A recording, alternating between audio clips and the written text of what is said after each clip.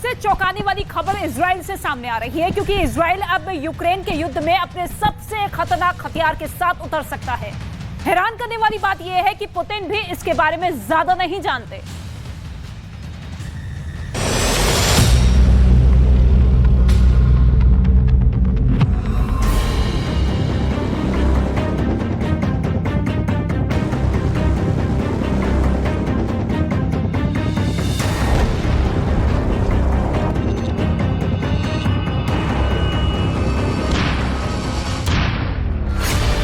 Putin ने Ukraine का leopard tank फोड़ दिया।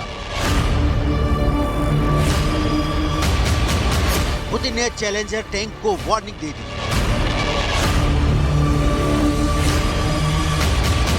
पुतिन के तेवर देखकर जाहिर है अमेरिका का एब्रम्स टैंक वाला इरादा डगमगा गया है। यही वजह है कि ज़ेलेंस्की को बचाने के लिए अब दुनिया के एक और बहुत ही खतरनाक टैंक का नाम आगे बढ़ाया जा रहा है। यह है इजराइल का टैंक मरकावा। दुनिया के सबसे खतरनाक टैंक में इसे गिना जाता है। इजराइल का मरकावा दुनिया के सबसे सीक्रेट टैंक के रूप में यह पहचाना जाता है, जिस टैंक के खिलाफ अचूक मानी जाने वाली मिसाइल भी नाकाम हो जाती है। यह ऐसा टैंक है जिसे लेकर इजराइल ने फैसला किया है कि वो इसे कभी किसी और देश को नहीं बेचेगा। क्या इजराइल ने ज़ेलेंस्की की मदद करने के लिए 50 साल पुरानी अपनी कसम तोड़ दी है? क्या ज़ेलेंस्की की हालत देखकर नेतन्याहू का दिल पिघल गया है? क्या वो रूस को ईरान वाली मदद के खिलाफ एक बहुत बड़े मोर्चे में अपना सबसे बेहतरीन टैंक मरकावा देने के लिए तैयार हो गए हैं? इस वक्त दुनिया की निगाहें इजराइल पर है, क्योंकि वहां से आने वाली रिपोर्ट को देखकर पुतिन नाराज होंगे। इसकी संभावना 100% है। जेरूसलम पोस्ट और टाइम्स ऑफ इजराइल, इन दोनों ने इजराइल के रक्षा मंत्रालय के निर्यात वाले विभाग का हवाला दिया है, जिसके चीफ यायर कुलास ने कहा है कि इजराइल अब कई हथियार निर्यात करना चाहता है जो उसने पहले कभी नहीं की, और इसमें मरकावा टैंक भी शामिल है। अगर ये सच है तो ज़ेलेंस्की की मदद वाली पुकार इजराइल ने सुन ली है और नेतन्याहू ने फौरन इस पर जवाब दिया है।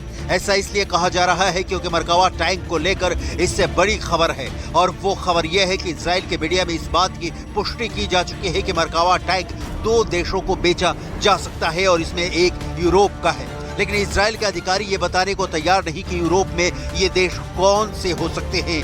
वो मरकावा को लेकर इस बात को सीक्रेट रखना चाहते हैं। सवाल है कि क्या इजराइल यूक्रेन को मरकावा टैंक देने जा रहा है? क्या चैलेंजर, लेपर्ड और एब्रम्स के बाद मरकावा भी रूस के सैनिकों का खून बहाने के लिए तैयार किया जा रहा है? क्या ज़ेलेंस्की को ये इजराइल का सबसे बड़ा गिफ्ट कहा जाएगा? क्योंकि ज़ेलेंस्की को इस तोहफे के लिए गिड़गिड़ाना नहीं पड़ा।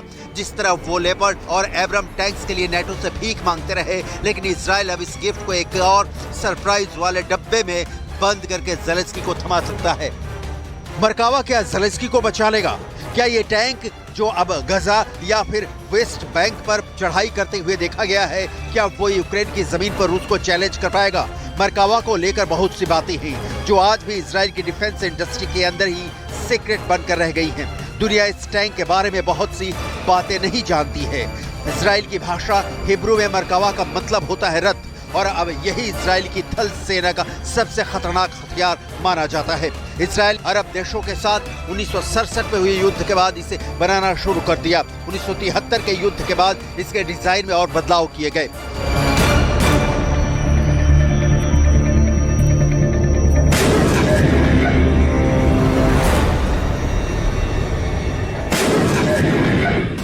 उन्नीस 1970 के दशक में बना मरकावा 80 के दशक से ही इजराइल का मेन बैटल टैंक बना हुआ है। अब इजराइल इसका नया वर्जन मार्क 4 शामिल करती जा रही है जो ज्यादा आधुनिक है। ये 65 टन का टैंक है। इसकी गन 120 मिलीमीटर की है। इसे एंटी टैंक मिसाइल भी फायर की जा सकती है।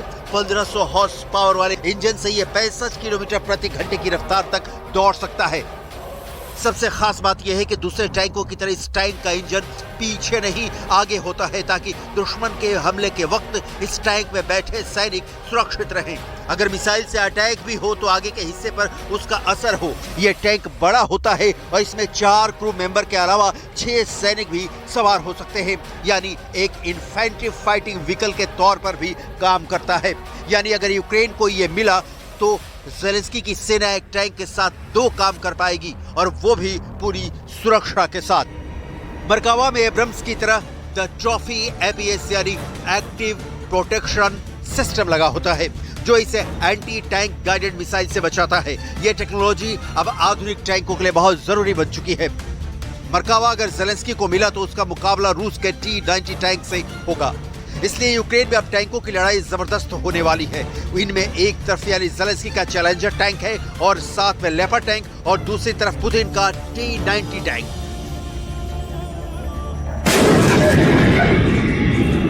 अगर मरकावा आया तो युद्ध और खतरनाक होगा। यूक्रेन युद्ध में टैंकों के बीच मुख्य मुकाबला इन टैंकों के बीच होने जा रहा है। हालांकि रूस का T-72 टैंक भी है जो इन टैंकों के साथ अपनी तोप शक्ति को आजमाएगा। देखा जाए तो यूक्रेन जैसे युद्ध में तो ऐसे टैंक और बड़ी जरूरत बन गए हैं क्योंकि यहाँ चल रहा टैंक युद्ध अब बहुत ज्यादा खतरनाक दौर में पहुंच चुका है और इसका ट्रेलर पुतिन ने लेपर्ड की लाश दिखाकर पूरी दुनिया में रिलीज कर दिया है। पुतिन ने ज़ेलेंस्की की आर्मी पर हुए हमलों के कई वीडियो और तस्वीरें जारी की हैं। इनमें यह फोटो पूरी दुनिया में वायरल हो चुके हैं। ज़पोरिजिया के पास से ज़ेलेंस्की ने अपना पहला लेपर्ड टैंक खोया जिसके साथ ब्रैडली इन्फेंट्री फाइटिंग व्हीकल यानी बख्तरबंद गाड़ियां भी थी। ये तस्वीर पूरी दुनिया के अखबारों और वेबसाइट पर छपी और इस तस्वीर ने 2 देशों को बहुत शर्मिंदा कर दिया। Танков уничтожено, это в том числе леопарды. И вчера было то же самое. И вчера были леопарды. Они горят. Также будут гореть и F-16. Сомнений нет. पुतिन लेपर्ड टैंक का नाम ले रहे हैं। पुतिन ब्रैडली फाइटिंग व्हीकल का नाम ले रहे हैं। पुतिन का कहना है कि ऐसे हथियारों को अब बख्शा नहीं जाएगा। नेटो जो भी देगा उसका खात्मा हो, इस बात को रूस पक्का करेगा। दरअसल ये दोनों बहुत ही खतरनाक हथियार ज़ेलेंस्की को नेटो से मिले हैं। ज़ेलेंस्की ने अपने काउंटर अटैक में बहुत बड़ा नुकसान देखा है और अब ये तस्वीरें उनके लिए बहुत बड़ी शर्मिंदगी की वजह बन चुकी हैं।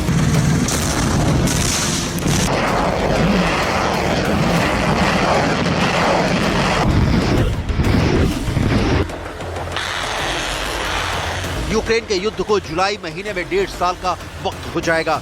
अभी तक इजराइल ने यूक्रेन को हथियारों वाली मदद नहीं दी है, जबकि ज़ेलेंस्की की तरफ से आयरन डोम जैसे एयर डिफेंस सिस्टम की मांग की जाती रही है। इजराइल रूस को नाराज नहीं करना चाहता है, लेकिन अब इजराइल के लिए सोचने का वक्त है क्योंकि इजराइल का नंबर 1 दुश्मन ईरान ने रूस को हर मौके पर मदद दी है। जब से ज़ेलेंस्की को नेटो से लेपर्ड और चैलेंजर जैसे टैंक मिले हैं, ऐसा मुमकिन है कि इजराइल का मन बदल रहा है और वो अब ज़ेलेंस्की को अपना मरकावा टैंक देना चाहता है। ऐसा यूक्रेन युद्ध पर करीब नजर रख रहे विशेषज्ञ मानते हैं। इस वक्त यूक्रेन में दुनिया का सबसे खतरनाक टैंक युद्ध हो रहा है। जनवरी के साथ फरवरी के बाद ये दौर शुरू हो गया था, लेकिन जून में तो ये लड़ाई और खून बहा रही है। पुतिन खेरसोन फिर से जीतना चाहते हैं। बखमुत के साथ वो सोलेदार जीत चुके हैं और अब पुतिन को पूरा डॉनबास बचाने के साथ साथ पश्चिमी यूक्रेन पर भी चढ़ाई करनी है। यही पुतिन का फैसला है, यही पुतिन का इरादा है और यही पुतिन ने ठान लिया है।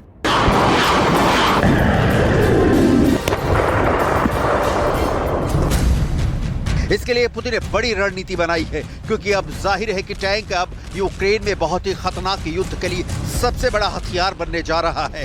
टैंक ही वो मशीन है जो अब यूक्रेन के युद्ध का फैसला करेगी। इसीलिए पुतिन ने अपनी आर्मी कमांड में बहुत पहले ही बड़ा बदलाव कर दिया था।